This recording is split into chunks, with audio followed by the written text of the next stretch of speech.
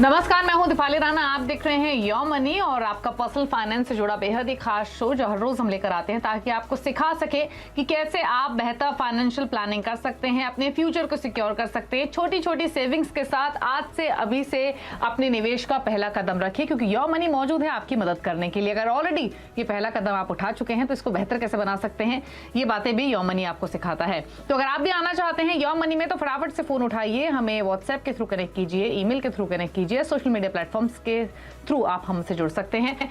7045220000 ये हमारा WhatsApp number है। yourmoney@nw18.com ये हमारा ईमेल आईडी है। फेसबुक ट्विटर पर ये शो लाइव भी जा रहा है, आप वॉच भी कर सकते हैं, अपनी क्वेरीज भी भेज सकते हैं #AskAwaz लिखकर। तो अपनी क्वेरीज आप पहुंचा सकते हैं हम तक सोशल मीडिया प्लेटफॉर्म्स के थ्रू।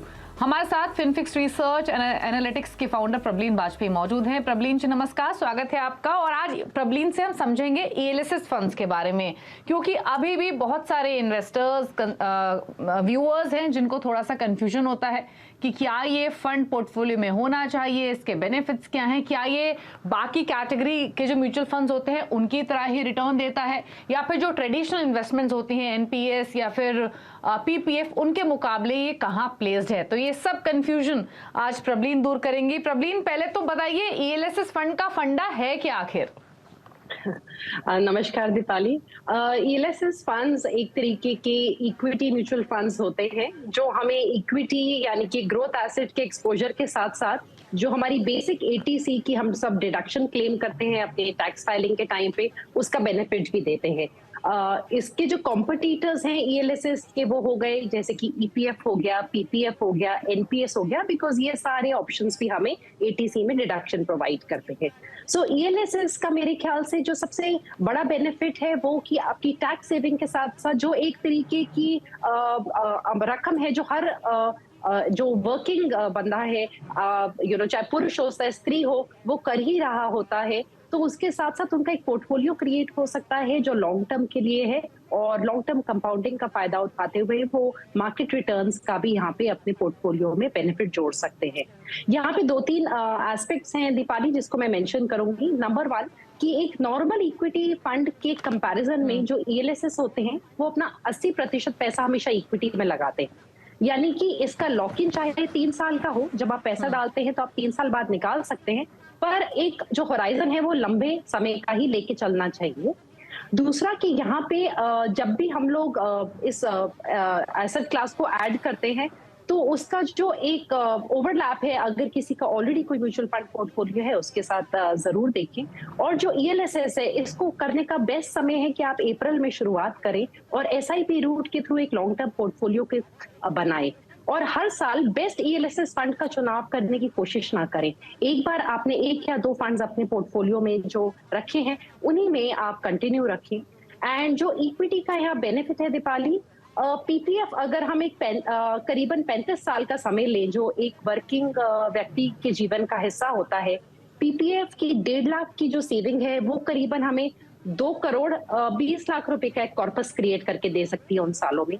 EPF क्योंकि 8.1% देता है, वहां पे हम 2 करोड़ 80 लाख तक जमा कर सकते हैं। NPS में 75% तक इक्विटी जाता है, तो वहां पे करीबन हम 10% का रिटर्न लेके चले तो करीबन हम 4.5 करोड़ जमा कर सकते हैं। और उसी समय में अगर हम एक 12% का भी रिटर्न लेके चले तो ELSS करीबन हमें 7 करोड़ 25 लाख तक का अमाउंट क्रिएट करके दे सकता है, जो पोस्ट टैक्स भी बाकी तीनों की अपेक्षा बेटर साबित होगा।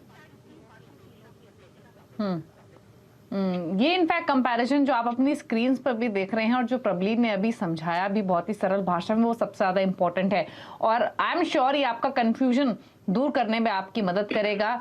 PPF versus EPF versus NPS और वर्सेस ELSS, अगर आप इक्वल राशि लगाते हैं इन चारों इन्वेस्टमेंट टूल्स में तो किसमें कितना रिटर्न आपको मिलेगा वो डिटेल्स जैसे भी प्रबलीन ने समझाई। तो ELSS एक अच्छा इन्वेस्टमेंट ऑप्शन हो सकता है। प्रबलीन, 2 चीजें और, ELSS फंड अगर कोई चुनता है तो किन बातों का ख्याल रखना चाहिए, पहली बात, और दूसरा ये टैक्स सेविंग का तो फायदा मिलता ही है, टैक्स डिडक्शन का बेनिफिट, तो उसके अलावा और क्या बेनिफिट हैं ELSS फंड के? जी, दीपाली, अगर हम किसी भी वर्किंग प्रोफेशनल को देखें तो वो कहीं ना कहीं उनका ईपीएफ कट रहा होगा, थोड़ा सा जो उनका एम्प्लॉय डिडक्शन होती है। तो अगर हम एसेट एलोकेशन के पॉइंट ऑफ व्यू से देखें तो ऐसा ले लीजिए, सपोज करिए आपका 4-5 हज़ार रुपए ईपीएफ में कटता ही है। उसके अलावा जितना शॉर्टफॉल है आप ईएलएसएस के थ्रू उसका पूरा कर सकते हैं, क्योंकि जब हम लंबे समय की बात करते हैं टैक्स सेविंग को हम यूज कर सकते हैं एज अ टूल जो हमारे लंबे समय में एक बड़ा पोर्टफोलियो बना सकता है। मार्केट्स में बने रहना बहुत जरूरी है, ये एक बहुत इंपॉर्टेंट चीज है जिसका ईएलएसएस में ख्याल रखना है। और एसेट एलोकेशन को हम बहुत ज्यादा महत्व देते हैं जब भी कोई पोर्टफोलियो क्रिएट किया जाता है। एंड यहाँ पे मैं एक एग्जांपल देना चाहूंगी। एक जो 1.5 लाख की एग्जेम्पशन है, दीपाली, बहुत लोग हैं जो 12,500 की ही एक मंथली इन्वेस्टमेंट कर सकते हैं, उसके बियॉन्ड अभी उनकी क्षमता नहीं है, specially in the initial years of their career. वहां पे अगर वो एक थोड़ा रकम अपने ईपीएफ में डालें और साथ में अपने ईएलएसएस में डालें, तो मेरे ख्याल से एसेट एलोकेशन को साथ लेते हुए उनके एक लंबे समय का बहुत ही बेहतरीन पोर्टफोलियो बन सकता है। और उनको फिर इसके अलावा दूसरी इक्विटी म्यूचुअल फंड्स को शुरू में ही देखने की जरूरत नहीं है। बहुत वैरायटी है ईएलएसएस में ही, large cap, mid cap, flexi cap approach ये फंड्स रख सकते हैं। तो अपने एक पोर्टफोलियो की एक जिसको बोलेंगे मजबूत शुरुआत ईएलएसएस के थ्रू हो सकती है। पर यहाँ पे वोलेटिलिटी रहेगी, इसलिए इन्वेस्टमेंट होराइजन लंबा रखना बहुत जरूरी है। नॉन लीनियर कंपाउंडिंग मिलेगी, लीनियर कंपाउंडिंग नहीं मिलेगी जैसे हमें पीपीएफ और ईपीएफ में मिलती है। ओके, चलिए तो कुछ फंड्स भी बताइए प्लीज प्रवीण, हमारे व्यूअर्स को जो ईएलएसएस फंड को चुनना चाहते हैं, तो कुछ नेम्स अगर आप सजेस्ट कर सकें। दीपाली, करीबन 39 फंड्स हैं इस कैटेगरी में और इनमें से मेरे ख्याल से 8-10 हैं इनफैक्ट जो बहुत अच्छे हैं, तो 4 थोड़े कम हो जाते हैं। पर जो मुझे लगता है अच्छे हैं और इन्वेस्टर्स अपने, अगर उनका ऑलरेडी कुछ म्यूचुअल फंड पोर्टफोलियो है तो एक बार जरूर ओवरलैप चेक करके ही इनमें इन्वेस्ट करें। आई थिंक पराग पारेख का टैक्स सेवर अच्छा है, इसने हाल ही में 3 साल अपना कंप्लीट किया है। As a fund house approach बहुत अच्छी है इनकी। मिराई एसेट का एक काफी पुराना फंड है, बहुत अच्छी परफॉर्मेंस दी है। कैनरा रोबेको हो गया, डीएसपी टैक्स सेवर हो गया। और इन चारों फंड्स का रुझान थोड़ा सा ज्यादा लार्ज कैप की तरफ है।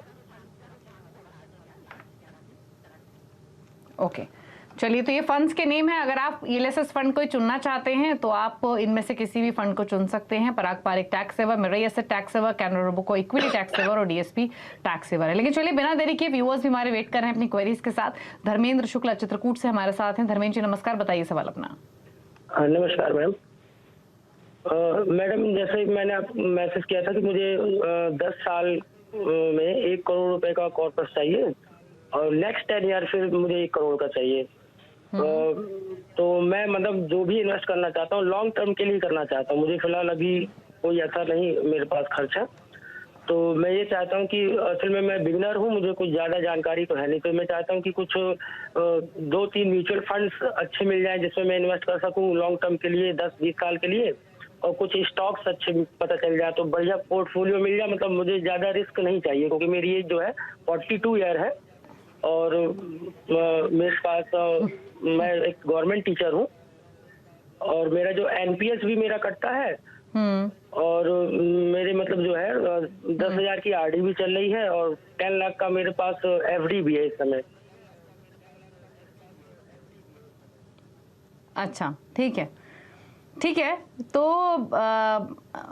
42 इयर्स आपकी एज है, तो अभी आपका जो इनिशियल टारगेट है वो 10 साल में 1 करोड़ पाने का है। चलिए, जो एफडी आपने की है उसको तो आप एक इमरजेंसी फंड के तौर पे रखिए, उसको तो अपने पास रखिए आप डेफिनेटली।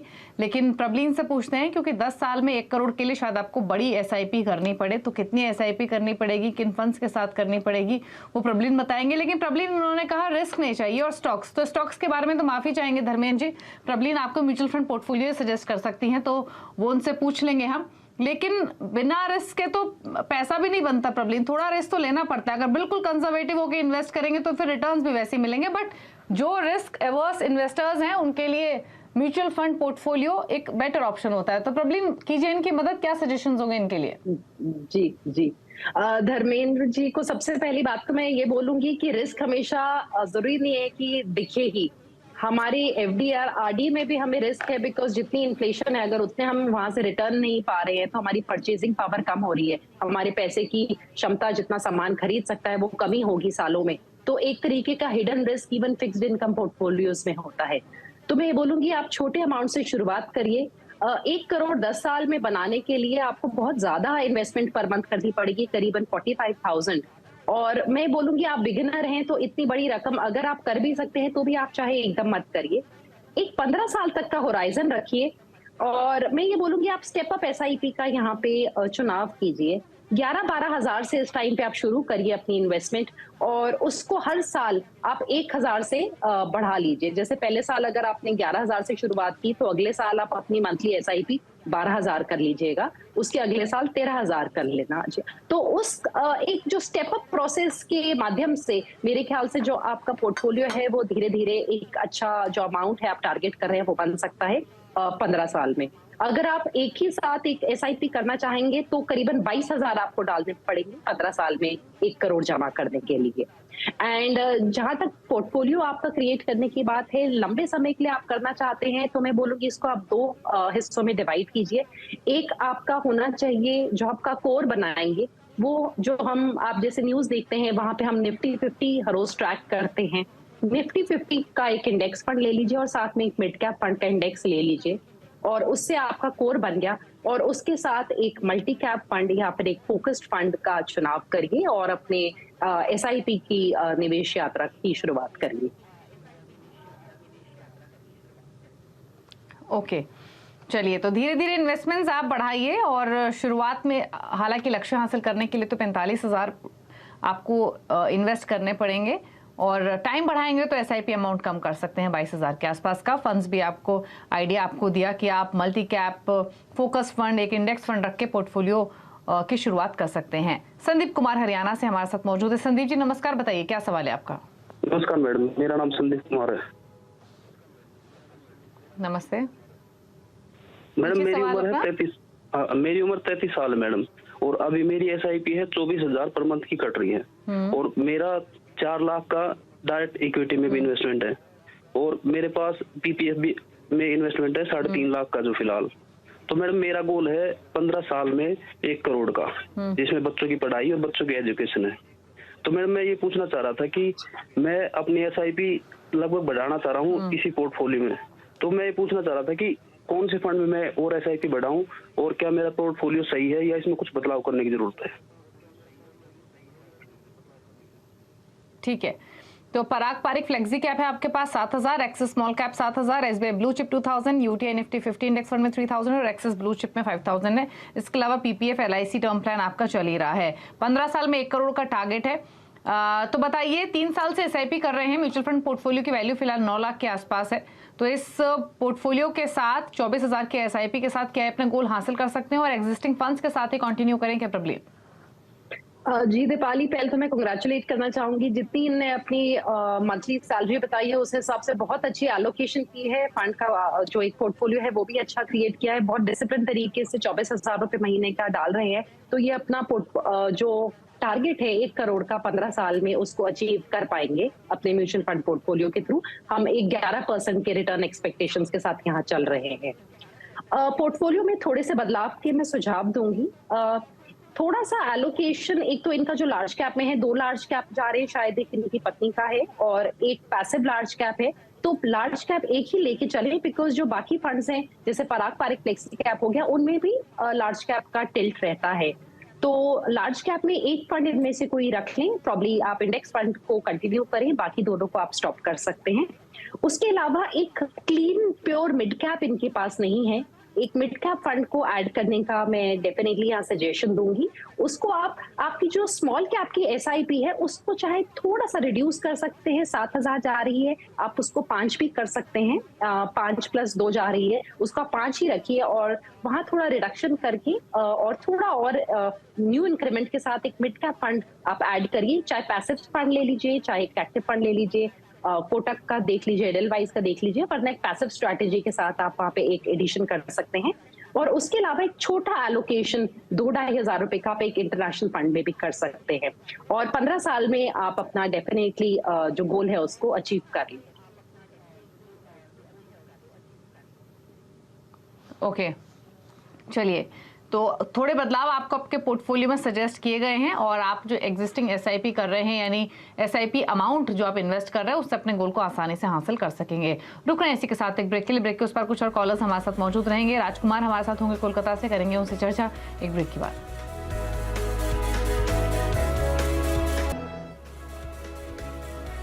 आप देख रहे हैं योमनी। प्रबलीन वाजपेयी हमारे साथ मौजूद हैं आपके सभी सवालों को आंसर करने के लिए। राजकुमार अगले कॉलर हमारे साथ कोलकाता से मौजूद भी हैं, उनसे पूछ लेते हैं क्या है सवाल।